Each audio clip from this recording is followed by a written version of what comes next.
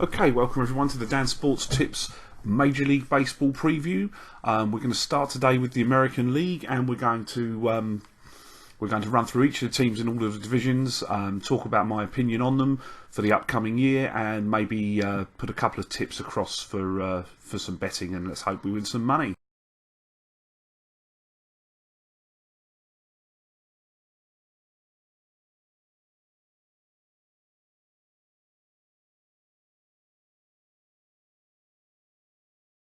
Okay, the American League East.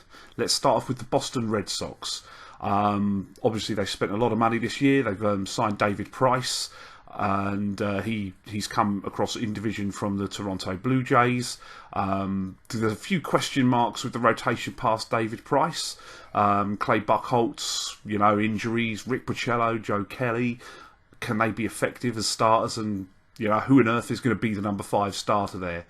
The positive that we can come up with for the Red Sox is that they will need probably only 6 innings from their starters, because the bullpen does look strong and should shorten games, which will help them down the road.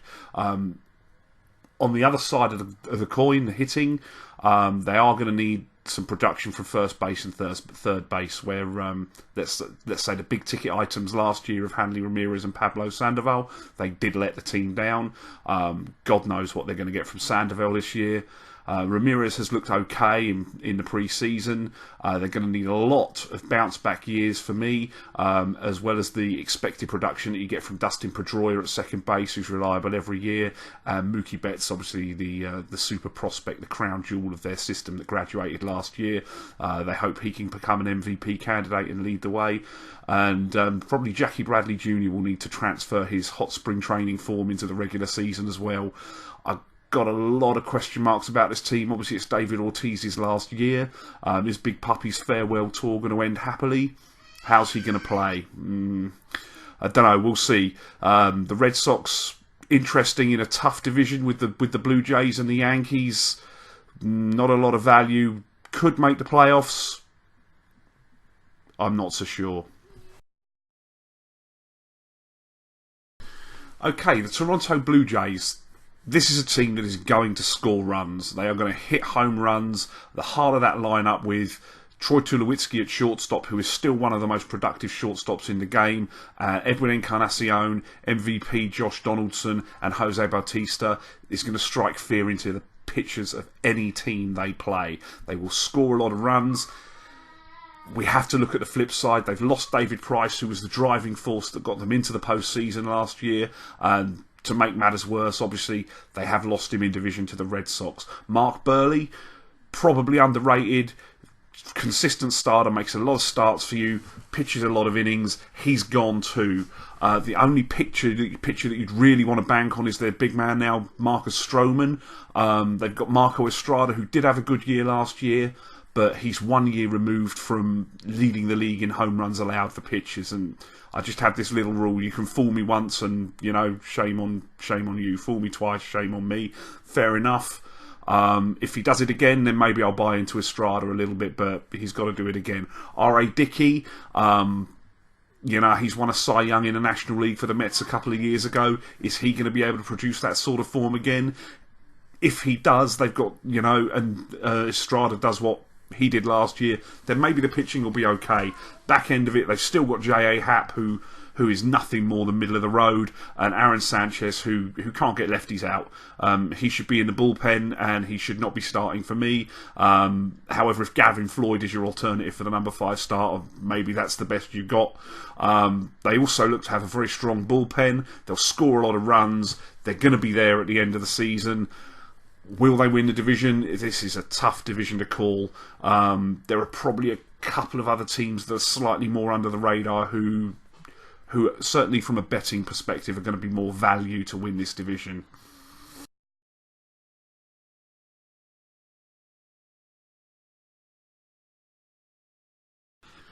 Okay, the Tampa Bay Rays.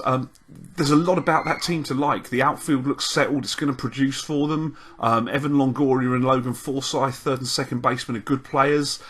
They've got the standard Rays black hole at first base, where James Loney's probably not going to get it done. Shortstop also looks a bit of a problem.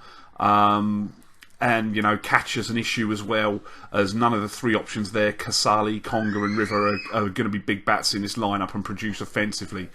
The pitching rotation, led by Chris Archer, who's going to be up there for the Cy Young, is very interesting. I mean, Archer obviously is legit. He's the Cy Young contender. Drew Smiley came across and has suffered with injuries. And Jake Odorizzi, Erasmo Ramirez and Matt Moore.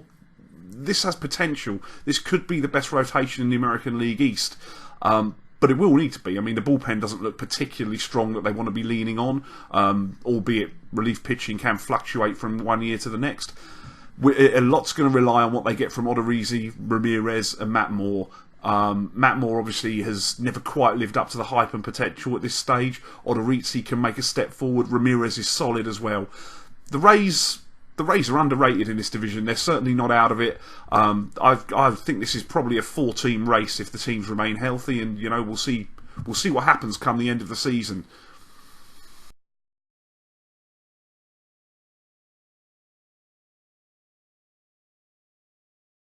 Okay, the Baltimore Orioles. Now, this is a team with an awful lot of question marks. They're going to hit a lot of home runs. They've got a lot of low average, big power hitters who will strike out a lot.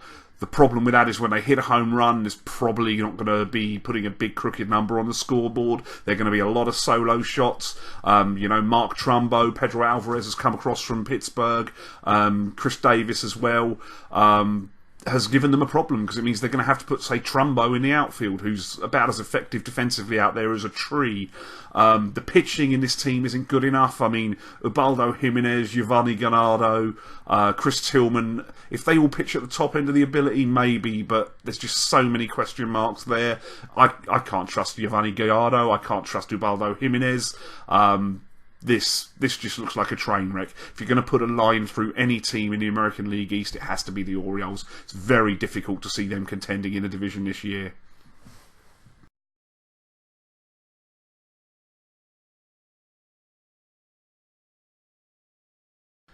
The New York Yankees, well, the old age pensioners of the division. In the Bronx, yeah, how are they going to do? Well, you can talk me into Castro and Didi Gregorius up the middle, and I think they'll be solid defensively. And what they get out of them, neither of them are particularly consistent. They can be good, they can be bad. Who knows what they're going to do?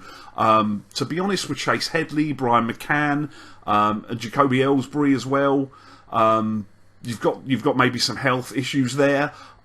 If you want to gamble on health, though, you add Brett Gardner, Carlos Beltran, Mark Teixeira, all of them have health question marks. But if the team stays healthy, they are going to hit, they are going to score runs.